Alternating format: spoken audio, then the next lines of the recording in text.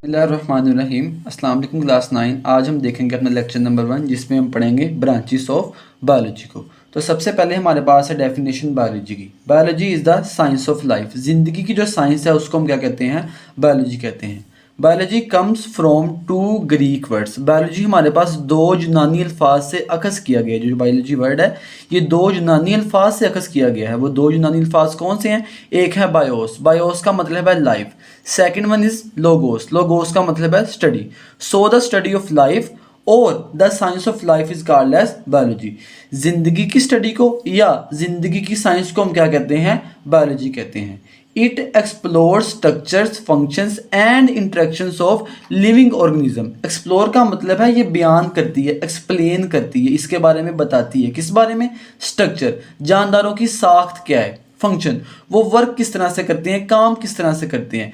And interactions of living organism. Interaction से मुराद है कि जब दो जानदार आपस में मिलते हैं तो वो अपने ऊपर या अपने इन्वायरमेंट के ऊपर क्या इफेक्ट शो करते हैं उसको हम इंट्रैक्शंस करते हैं। तो हम इन सारी की सारी चीज़ों की स्टडी को किसके अंदर स्टडी करते हैं? बायोलॉजी के अंदर स्टडी करते हैं। इसके बाद बायोलॉजी में हमारे पास तीन मेजर फील्ड्स हैं, ठीक है। सबसे पहली फील्ड है zoology, second one is the botany and third one is the microbiology. सबसे पहले हम देखते हैं जोलॉजी को। स्टडी ऑफ एनिमल्स, जानवरों की स्टडी को हम क्या कहते हैं? जोलॉजी कहते हैं। जिनमें उनका क्या आएगा? स्ट्रक्चर, उनकी साख्त है। फंक्शन, वो काम किस तरह से करते हैं। बिहेवियर, उनका रवैया क्या है। डाइवर्सिटी, डाइवर्सिटी से मुराद है वैरायटी ऑफ लाइफ। जिंदगी की क्या क्या वैरायटी, किस तरह की जिंदगी पाई जाती है, जिंदगी की क्या इकसाम है, डिफरेंट काइंड्स ऑफ लाइफ आप इसको कह सकते हैं। Second one is the botany, study of plants, ठीक है जी। पौधों की स्टडी को हम क्या कहते हैं? बॉटनी। इनमें भी हम क्या क्या स्टडी करेंगे? इनका स्ट्रक्चर, ग्रोथ, वो ग्रो किस तरह से करते हैं, रिप्रोडक्शन। रिप्रोडक्शन से मुराद है कि जानदारों का अपने जैसे जानदार प्रोड्यूस करना, ठीक है जी। इसके बाद इंटरेक्शन विद इन्वायरमेंट, उनका इन्वायरमेंट के साथ क्या ताल्लुक है, क्या रिलेशनशिप है, ठीक है जी। Third one is the microbiology, study of micro organism. अच्छा जी, माइक्रो ऑर्गेनिज्म किसको कहते हैं? ऐसे जानदार जिनको हम अपनी आंखों से नहीं देख सकते, उनको देखने के लिए हमें माइक्रोस्कोप का इस्तेमाल करना पड़ेगा। इस तरह के जानदारों को हम क्या कहेंगे? Micro organism. So the study of micro organism, जैसा कि बैक्टीरिया है, माइक्रोस्कोपिक फंजाई है, इनकी स्टडी को हम क्या कहेंगे? माइक्रोबायोलॉजी कहेंगे। इट इंक्लूड स्टडी ऑफ, इनके स्ट्रक्चर्स आएंगे, इनकी साख्त क्या है, फंक्शन, ये काम किस तरह से करते हैं। हैबिटेट, हैबिटेट से मुराद है living area of an organism. एक जानदार जहां रहता है उसके उस रहने वाले एरिया को हम क्या कहते हैं? हैबिटेट कहते हैं। तो इनमें इसका हैबिटेट भी आएगा। Reproduction of micro organism, micro organism reproduce किस तरीके से करते हैं, ठीक है जी। वो अपने तरीके, किस तरीके से वो अपने जैसे जानदार प्रोड्यूस करते हैं। And there impact on environment, और उनका उनके माहौल के ऊपर क्या असर। नेक्स्ट हमारे पास है सब फील्ड्स ऑफ बायोलॉजी। अब ये तो था मेजर फील्ड्स ऑफ बायोलॉजी, इसके बाद भी बायोलॉजी की सब फील्ड्स हैं। उसमें सबसे पहले आपके पास morphology, study of form and structure of organism, जानदारों की बनावट और उनकी साख्त, इसकी स्टडी को हम क्या कहते हैं? मॉर्फोलॉजी कहते हैं। Morphology studies outward appearance, shape, colour, pattern. Morphology में हम क्या पढ़ते हैं? जो जानदारों की बाहर वाली सूरत है, जिसमें उनका शेप, उनका कलर और उनका पैटर्न आता है,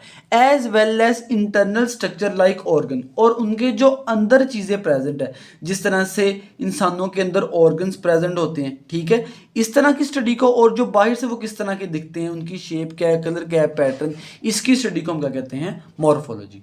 जो हमारे पास है वो है anatomy. Anatomy is the branch of biology that explores internal physical structure of organism. ये वो ब्रांच है बायोलॉजी जो बयान करती है, किसको बयान करती है? जानदारों के जो अंदर फिजिकल स्ट्रक्चर प्रेजेंट है, ठीक है, उसकी स्टडी को हम क्या कहेंगे? अनॉटमी। और इसमें हम पार्टिकुलरली मखसूस तौर पर बात करते हैं इंसानों की। It helps in disease diagnosis.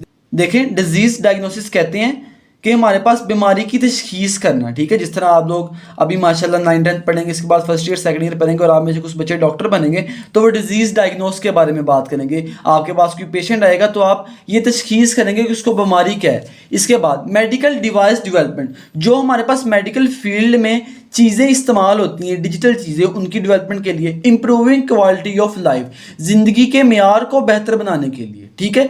इसकी एग्जांपल में हमारे पास आता है study of organs of digestive system. Digestive system हमारे पास वो सिस्टम जो आपकी खुराक को हजम करता है, उसको हम क्या कहते हैं, डाइजेस्टिव सिस्टम। उसमें से आपके फूड पार्टिकल्स को, कार्बोहाइड्रेट्स को, प्रोटीन्स को, फैट्स को निकाल कर आपकी बॉडी में डिस्ट्रीब्यूट करता है। उसके ऑर्गन्स की स्टडी को हम क्या कहेंगे, अनोटमी कहेंगे, जिसमें हमारे पास oesophagus, stomach, small intestine, large intestine, liver वगैरह आएंगे, ठीक है। आप लोग इसी किताब के लास्ट वाले चैप्टर्स में इस चैप्टर को पढ़ेंगे। थर्ड ब्रांच है हमारे पास फिजियोलॉजी। फिजियो का मतलब होता है फंक्शनिंग और लोगो का मतलब क्या होता है, study. So the study of functioning of body parts, branch that deals with the study of functioning of body parts, कि हमारे बॉडी पार्ट्स फंक्शन किस तरह से करते हैं, ठीक है जी। इसकी एग्जांपल में लिखा हुआ है जी, blood circulatory system transport vital substances throughout the body. जो ब्लड सर्कुलेटरी सिस्टम है आपकी बॉडी में प्रेजेंट है। अब सर्कुलेटरी सिस्टम क्या होता है, आपकी ब्लड वेसल्स, हार्ट का जो सिस्टम है, इसको हम क्या कहते हैं, सर्कुलेटरी सिस्टम है। ये क्या करता है, ट्रांसपोर्ट मीन मुंतकिल करता है। किनको मुंतकिल करता है, vital substances throughout the body. Vital substances से मुराद जो आपकी जिंदगी की जरूरी चीजें हैं, जिनके बगैर आपके सेल जिंदा नहीं रह सकते। तो ब्लड सर्कुलेटरी सिस्टम क्या करता है, आपकी बॉडी के वाइटल सब्सटेंसेस को ट्रांसपोर्ट करता है सारी की सारी बॉडी में। ये इस ब्लड सर्कुलेटरी सिस्टम का फंक्शन है, ये इसकी फिजियोलॉजी है। इसके बाद हमारे पास फोर्थ ब्रांच है, डेट इज द हिस्टोलॉजी। देखें जी दोबारा से, हिस्टो का मतलब टिश्यू, लोगो का मतलब study. So the microscopic study of tissues, कि हमारे पास जो study of microscopic study of tissues है, मीन टिश्यूज की हमने स्टडी करनी है किसकी हेल्प से, माइक्रोस्कोप की हेल्प से। उसको हम क्या कहेंगे, हिस्टोलॉजी कहेंगे। अब टिश्यूज क्या है, group of cells that have similar function, ऐसा सेल्स का मजमूआ जिनका तकरीबन फंक्शन मिलता जुलता हो, उनको हम क्या कहते हैं, टिश्यूज। ये किस बात में हेल्प करती है, हेल्प्स इन डिजीज डायग्नोसिस, बीमारी की तशखीस के लिए, ड्रग की स्टडी के लिए, and understanding organ structure and function, और किसी भी ऑर्गन का स्ट्रक्चर क्या है, उसकी साख्त क्या है, और फंक्शन उसका काम क्या है, इसके बारे में भी ये हमें हेल्प प्रोवाइड करती है। फिफ्थ ब्रांच है हमारे पास साइटोलॉजी। साइटो का मतलब होता है सेल और लोगो का मतलब फिर स्टडी। तो study of cell, the study of cell is called as cytology.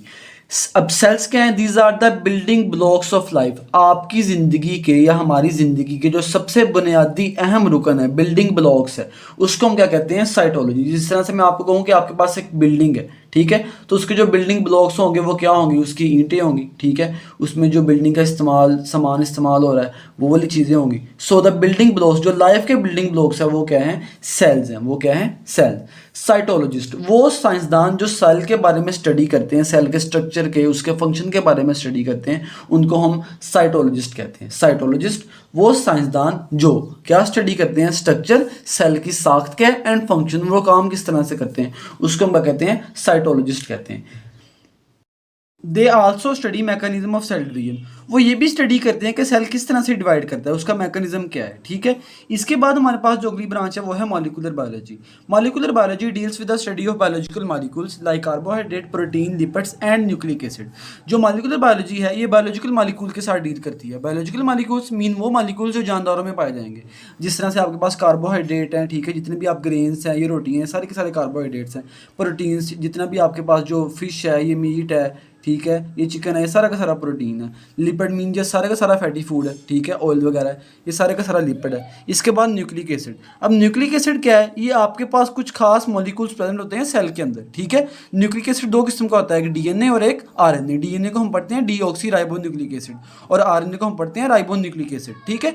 DNA हमारे पास सेल के न्यूक्लियस के अंदर प्रेजेंट होता है। ये सेल है, सेल के दरमियान में एक स्ट्रक्चर प्रेजेंट होता है जिसका नाम है न्यूक्लियस। उस न्यूक्लियस के अंदर डीएनए प्रेजेंट होता है और यहाँ पर आरएनए बनता है। इसके बाद आरएनए को ट्रांसपोर्ट कर दिया जाता है साइटोप्लाज्म में। तो ये था इंट्रोडक्शन न्यूक्लिक एसिड का।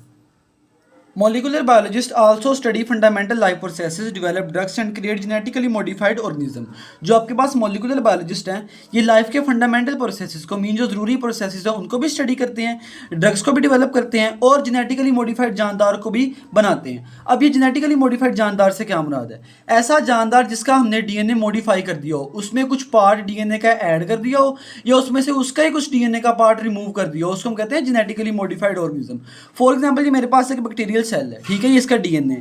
अगर मैं क्या करूँ, कुछ बाहर से डीएनए का पार्ट लेके इसके अंदर इंसर्ट करवा दूँ, अब इसका डीएनए चेंज हो चुका है, मॉडिफाइड हो चुका है, तो इस तरह के जानदार को हम क्या कहेंगे, जेनेटिकली मॉडिफाइड ऑर्गेनिज्म। इसके बाद हमारे पास अगली ब्रांच जो क्या है, embryology, study of process of development of organism from fertilize egg. अब सबसे पहले फर्टिलाइज एग क्या है, आपके पास जो फीमेल्स होती हैं ये एग सेल सिक्रीट करती हैं और जो मेल्स होते हैं ये स्पर्म सेल सिक्रीट करते हैं। जब ये स्पर्म इस एग के साथ जाके मिलेगा तो इसके नतीजे में जो नया सेल बनेगा उसका नाम है फर्टिलाइज्ड एग, ठीक है। तो इस फर्टिलाइज एग से जो नए जानदार की डेवलपमेंट का प्रोसेस है ये सारे का सारा एम्ब्रायोलॉजी के अंडर आएगा। इसके बाद in this branch scientist study tissue and organ formation. इस ब्रांच में जो साइंसदान हैं वो ये भी स्टडी करते हैं कि टिश्यू और ऑर्गन किस तरह से बनते हैं, आइडेंटिफाई बर्थ डिफेक्ट, जो पैदाइश के वक्त खामियां होती हैं, खराबियां होती हैं, उसको आइडेंटिफाई करते हैं, एंड डेवलप मेडिकल ट्रीटमेंट, और उसको ट्रीट करने के लिए जो इलाज जरूरी है उसको भी डेवलप करते हैं। अगली ब्रांच है हमारे पास genetics, branch of biology that deals with the study of transfer of characteristics from parents to the offspring. इस बायोलॉजी की ब्रांच में हम ये स्टडी करते हैं कि जो खसूसियात हैं वो वालिदैन से बच्चों की तरफ किस तरह से मुंतकिल होती हैं। कैरेक्टरिस्टिक्स कहते हैं खसूसियात को, ठीक है। फॉर एग्जाम्पल आपकी बहुत सारी खसूसियात आपके पेरेंट के साथ मैच कर रही होती हैं, आपकी हाइट हो गया, आपका हेयर कलर हो गया, तो ये सारे का सारा जेनेटिक्स के अंडर आएगा। In genetics scientist also study the causes of genetic disorder. अब सबसे पहले जेनेटिक डिसऑर्डर क्या है, ऐसा जानदार जिसके जीन्स में कोई मसला आ गया हो। तो जेनेटिक्स में जो साइंसदान है वो जेनेटिक डिसऑर्डर की क्या वजह है उसको भी स्टडी करते हैं। And develop better varieties of plants and animals, और प्लांट्स और एनिमल्स की बेटर वैरायटीज को डेवलप करेंगे।